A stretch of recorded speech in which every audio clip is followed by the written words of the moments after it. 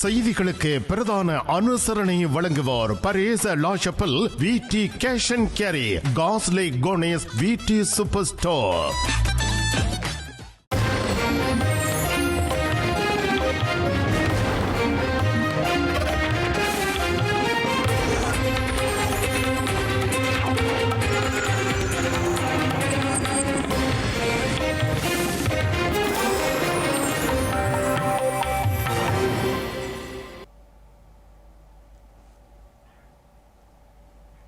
வணக்கம். இது ஐபிசி தமிழின் பிரதான செய்திகள். முதலில் தலைப்புச் செய்திகள். ஸ்ரீலங்கா பொதுமக்கள் பாதுகாப்பு அமைச்சருக்கு எதிராக மனு தாக்கல். நாடாளுமன்ற உறுப்புரிமையை செல்லுபடியற்றதாக்குமாறு கோரிக்கை. வடபகுதியில் தொடரும் தமிழக கடற்தொழிலாளர்களின் அத்துமீறல்கள். மன்னாரில் 10 பேர் கைது. வடக்கு கிழக்கு விவசாயிகளை புறக்கணிக்கும் ஸ்ரீலங்கா அரசு. வெள்ள பாதிப்புக்கு நஷ்ட ஈடு வழங்குமாறு செல்வம் அடைக்கலநாதன் கோரிக்கை. இந்திய மத்திய அரசுக்கு எதிராக திமுக கண்டன போராட்டம். வரவு செலவு திட்டத்தில் அநீதி இழைத்துள்ளதாகவும் குற்றச்சாட்டு. அமெரிக்கா சென்ற இஸ்ரேல் பிரதமர். காசா போர் நிறுத்தத்தை தொடர்வது குறித்து ட்ரம்புடன் பேச திட்டம். இனி விரிவான செய்திகள். ஸ்ரீலங்கா பொதுமக்கள் பாதுகாப்பு அமைச்சர் ஆனந்த விஜயபாலவின் நாடாளுமன்ற உறுப்பினர் பதவியை செல்லுபடியிட்டதாக்கி உத்தரவிடுமாறு கோரி மேன்முறையீட்டு நீதிமன்றத்தில் மனு தாக்கல் செய்யப்பட்டுள்ளது. ஸ்ரீலங்கா பொதுஜன பெரமுன கட்சியின் நிர்வாக செயலாளர் ரேணுகா பிரேரா இந்த மனுவை தாக்கல் செய்துள்ளார்.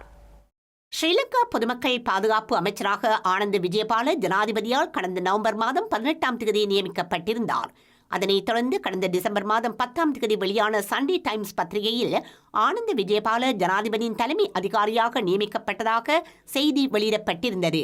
இது தொடர்பில் தான் தகவல் அறியும் உரிமைச் சட்டத்தின் கீழ் அமைச்சர் ஆனந்த விஜயபால ஜனாதிபதியின் தலைமை அதிகாரியாக நியமிக்கப்பட்டிருந்ததை உறுதிப்படுத்தியதாக ஸ்ரீலங்கா பொதுஜன பெரமுன கட்சியின் நிர்வாக செயலாளர் ரேணுகா பிரேரா தெரிவித்துள்ளார். அரசியலமைப்பின் 91வது சரத்தின்படி அரசாங்க சேவையில் உள்ள ஒருவர் நாடாளுமன்றத்தில் அமர்ந்து வாக்களிக்க தகுதியற்றவர் என மனுதாரர் கூறியுள்ளார். ஜனாதிபதியின் தலைமை அதிகாரி பதவி என்பது ஒரு அரசாங்க பதவி என்றும் அதன்படி அமைச்சர் ஆனந்த விஜயபால அத்தகைய பதவியை வகிக்கும் அதே வேளையில் நாடாளுமன்ற உறுப்பினர் பதவியை வகிக்க தகுதியற்றவர் என்றும் மனுதாரர் சுட்டிக்காட்டியுள்ளார். அரசியலமைப்பின்படி அமைச்சர் ஆனந்த விஜயபால நாடாளுமன்றத்தில் பதவி வகிக்க தகுதியற்றவர் என்று தீர்ப்பளிக்குமாறும் அவரது பதவியை செல்லுபடியற்றதாக்கும் தீர்மானத்தை எடுக்குமாறும் மனுதாரர் நீதிமன்றத்தை கோரியுள்ளார். குறித்த மனு மீதான விசாரணை நிறைவடையும் வரை ஆனந்த விஜயபால நாடாளுமன்ற உறுப்பினராக அமரவும் நாடாளுமன்றத்தில் வாக்களிக்கவும் இடைக்கால தடை உத்தரவு பிறப்பிக்குமாறு அந்த மனுவில் கோரப்பட்டுள்ளது. பொதுமக்கள் பாதுகாப்பு அமைச்சர் ஆனந்த விஜயபால நாடாளுமன்ற செயலாளர் நாயகம் மற்றும் சட்டமா அதிபர் ஆகியோர் பிரதிவாதிகளாக பெயரிடப்பட்டுள்ளனர். ஸ்ரீலங்கா ஜனாதிபதி அன்றகுமார திசாநாயக்கவின் யாழ்ப்பாணத்திற்கான பயணத்தின் போது ஸ்ரீலங்கா விமானப்படைக்கு சொந்தமான 3 உலகு வானூர்திகள் பயன்படுத்தப்பட்டதாக வெளியான செய்திகள் உண்மைக்கு புறம்பானவை என பாதுகாப்பு அமைச்சு அறிவித்துள்ளது. ஜனாதிபதி தனது உத்தியோகபூர்வ மகளூந்திலேயே பயணம் மேற்கொண்டதாக அந்த அமைச்சு தெரிவித்துள்ளது. ஸ்ரீலங்கா ஜனாதிபதி கடந்த 31ஆம் திகதி யாழ்ப்பாணத்திற்கு சென்றதுடன் பல்வேறு நிகழ்வுகளிலும் கலந்து கொண்டிருந்தார். யாழ் மாவட்ட ஒருங்கிணைப்பு குழு கூட்டம், பல்வெட்டித்துறை மற்றும் சாவகச்சேரியில் பொதுக்கூட்டம் ஆகியவற்றிலும் கலந்து கொண்டிருந்தார்.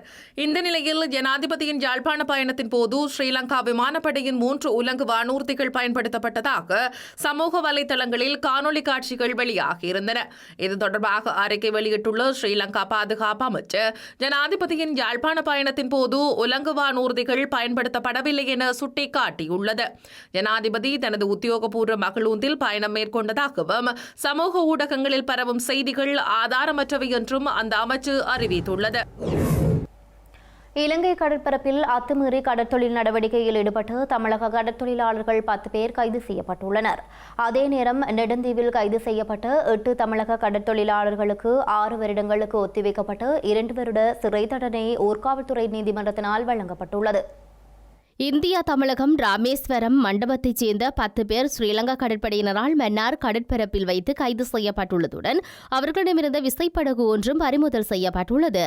கைது செய்யப்பட்ட கடற்தொழிலாளர்கள் மன்னார் கடற்படை முகாமுக்கு கொண்டு செல்லப்பட்டு கடற்படையினர் விசாரணை நடத்தி வருகின்றனர். விசாரணைகளின் பின்னர் அவர்கள் மன்னார் மீன்வளத்துறை அதிகாரிகளிடம் ஒப்படைக்கப்பட உள்ளனர்.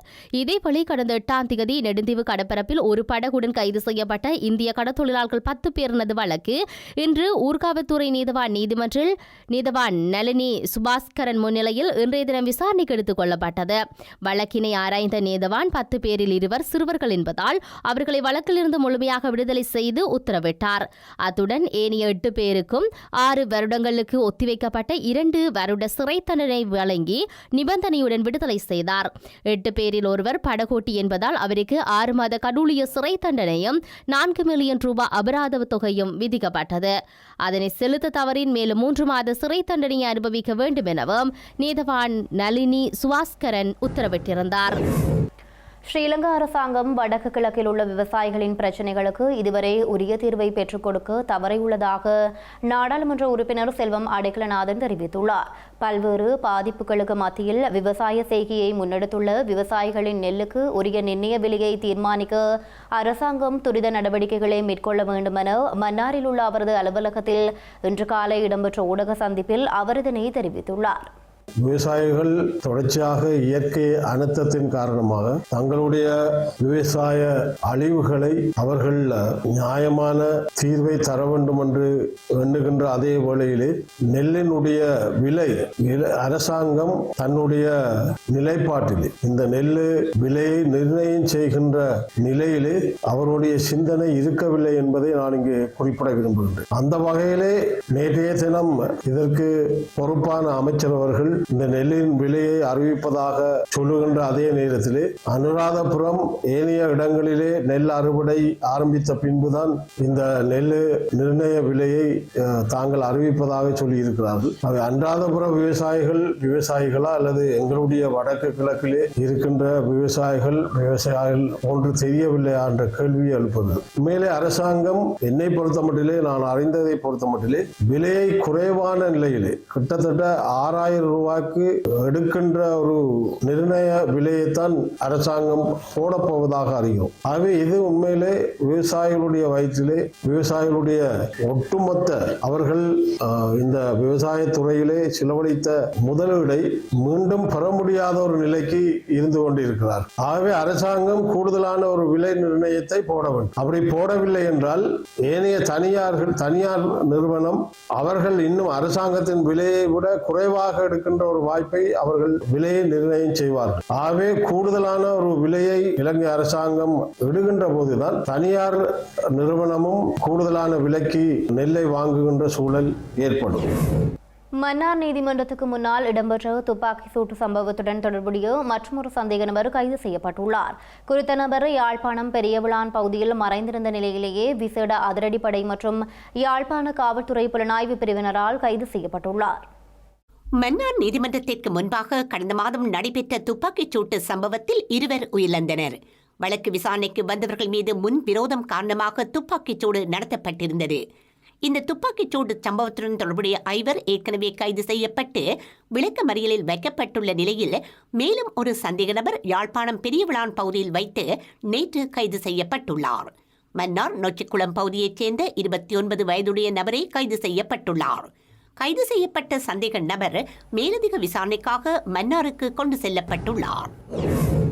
இலங்கையின் 77வது சுதந்திர தினம் நாளை காலை சுதந்திர சதுக்க பகுதியில் நடைபெறவுள்ள நிலையில் பாதுகாப்புக்காக 1000க்கும் மேற்பட்ட காவல்துறை அதிகாரிகள் பணியில் ஈடுபடுத்தப்பட்டுள்ளனர். இன்று காலை நடைபெற்ற ஊடகவியலாளர் சந்திப்பில் ஸ்ரீலங்கா காவல்துறை ஊடக பேச்சாளர் சிரேஷ்ட காவல்துறை அத்தியட்சகர் புத்திக மன்னதுங்க இதனை தெரிவித்துள்ளார்.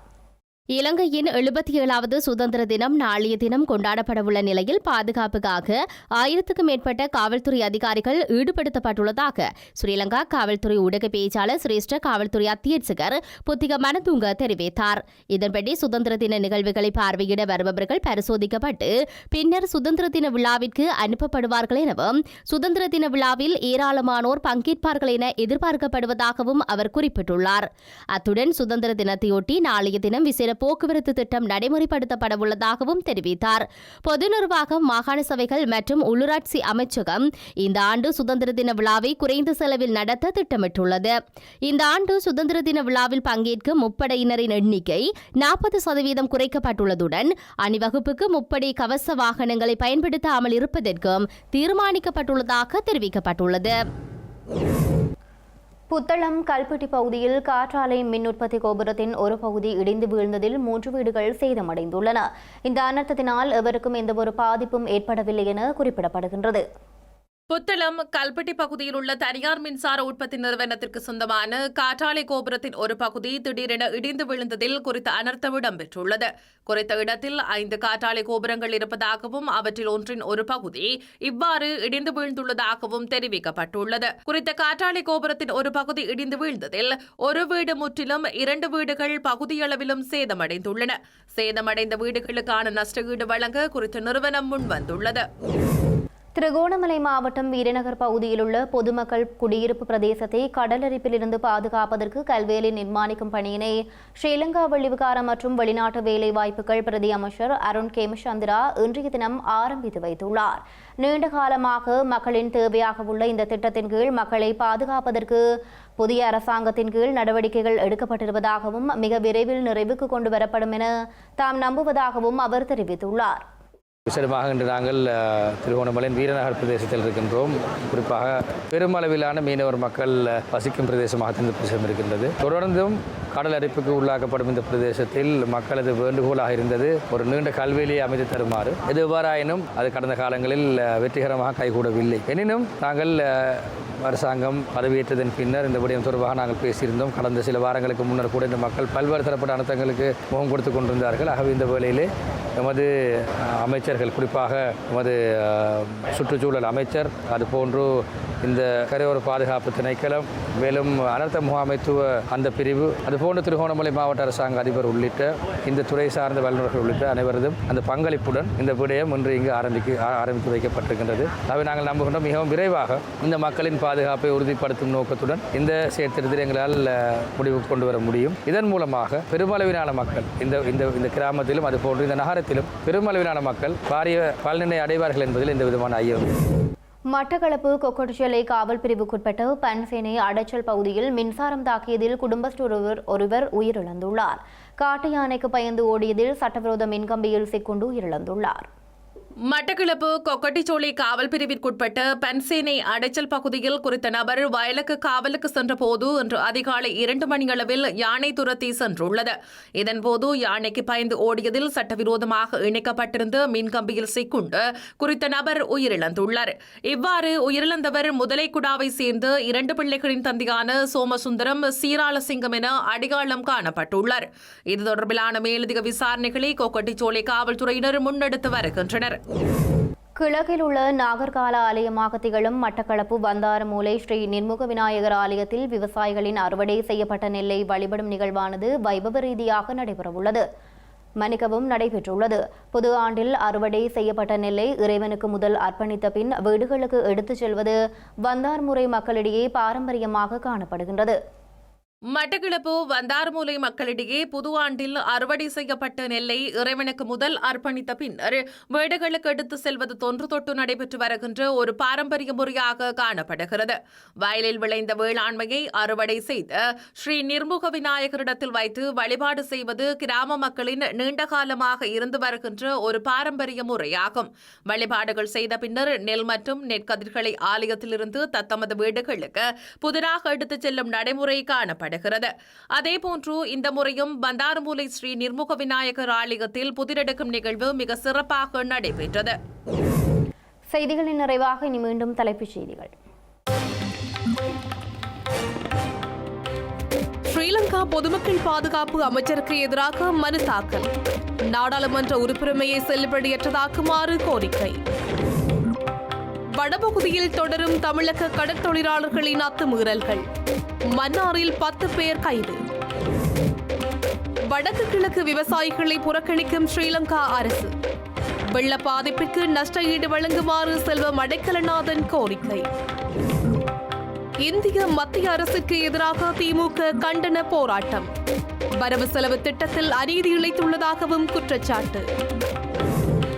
அமெரிக்கா சென்ற இஸ்ரேல் பிரதமர். காசா போர் நிறுத்தத்தை தொடர்வது குறித்து ட்ரம்புடன் பேச திட்டம். இத்துடன் ஐபிசி தமிழ் தொலைக்காட்சியின் பிரதான செய்திகள் நிறைவு பெற்றன. உடனுக்குடன் செய்திகளை அறிந்து கொள்ள ibctamil.com என்ற இணையதளத்தை பார்வையிடுங்கள். வணக்கம். இல்லத்தரசிகள் எப்பொழுதும் உச்சரிக்கும் பெயர்கள் விடி கேஷ் அண்ட் கேரி, விடி சூப்பர் ஸ்டோர். இல்லங்கள் தோறும் சுவையான உணவு வகைகள் தயாரிக்க தேவையான அனைத்து பொருட்களும் ஓரிடத்தில் ஒரே நேரத்தில் தெரிவு செய்யலாம். சமையல் அறைக்கு தேவையான சமையல் பாத்திரங்கள், கிரைண்டர், மிக்சர், மரக்கறி வகைகள், கடல் உணவுகள், அரிசி முதல் அத்தனை தானிய வகைகளும் மலிவு விலைகளில் கிடைக்கின்றன. விஜயம் செய்யுங்கள். விடி கேஷ் அண்ட் கேரி, 1115 ரோக்காய், Paris 10, La Chapelle. VT super store, காஸ்லே கோனேஸ்.